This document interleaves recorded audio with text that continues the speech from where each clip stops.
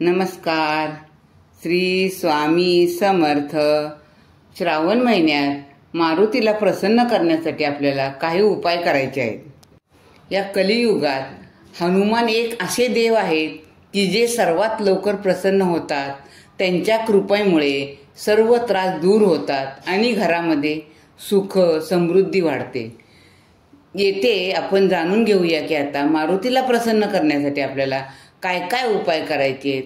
आता हे सर्व उपाय एखाद्या श्रेष्ठ मुहूर्तावर करायला हरकत नाही आणि श्रावण महिन्यात तर काहीच हरकत नाही. सकाळी स्नान वगैरे करून एखाद्या मारुतीच्या देवळात जायचं. मंदिरात पोहोचल्यानंतर पंचोपचारद्वारे हनुमंताची पूजा करायची. पूजेमध्ये लाल चंदन, लाल फूल, अक्षता वाहून धूप दीप लावायचा.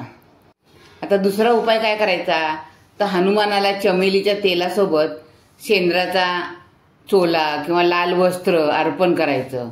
तिसरा उपाय आपण काय करायचा आहे की हनुमान चालिसाचा पाठ करायचा किंवा श्रीराम नामाचा जप केला तरी सुद्धा खूप चांगला आहे तुम्हाला. चौथा आहे हनुमान मंत्र ओम रामदूताय नमःचा जप करायचा 108 वेळा. हा मंत्र जप करण्यासाठी रुद्राक्षीच्या माळाचा उपयोग केला तरी सुद्धा चालेल. आता पाचवा उपाय आहे हनुमानाला गूळ चण्याचा प्रसाद अर्पण करायचा. कणिक व गुळाचे पदार्थ मारुतीला प्रसाद म्हणून अर्पण करायचे. पंचमुखी हनुमानाचं दर्शन घ्यायचं. त्याला नारळ अर्पण करायचा. त्यानंतर त्याच्या चरणावरला शेंदूर आपल्या मस्तकावर लावायचा. एखाद्या शुभ मुहूर्तावर हनुमानाच्या देवळात जायला पाहिजे आणि आपल्यासोबत एक नारळ घेऊन जायचा. मारुती मंदिराच्या प्रतिमेसमोर नारळाने आपल्या डोक्यावर 7 वेळा ओवाळायचंय. त्यासोबत हनुमान चालिसाचा जप करत राहायचाय. नंतर तो नारळ हनुमानासमोर फोडायचा आहे. हा उपाय केल्यामुळं तुमच्या सर्व अडचणी दूर होणार आहेत. आता दिव्याचा उपाय आपण काय करू शकतो तर रात्री एखाद्या मारुतीच्या देवळात जायचं.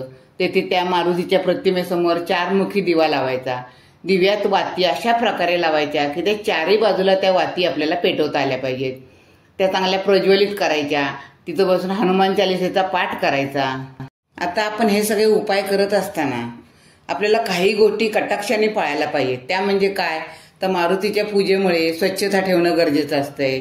आपण जे उपाय करणार आहोत त्या व्यक्तीने आपल्या शरीर आणि मनाने पवित्र असलं पाहिजे. आई वडील वृद्धजनांचा म्हणजे सन्मान करायला पाहिजे सगळ्यांचा. जेव्हा कधी मंदिरात जाल तेव्हा गरजूंना तुमच्या इच्छेनुसार तुमच्या ऐपतीनुसार त्यांना द्रव्य दान करायला पाहिजे. आता श्रावण महिना आहे. तुम्हाला जे जमतील ते ह्या उपायांपैकी तुम्ही उपाय करू शकता. त्यामुळं काय होईल तर तुमच्या घरात सुख शांती समाधान येईल. धन्यवाद. श्री स्वामी समर्थ.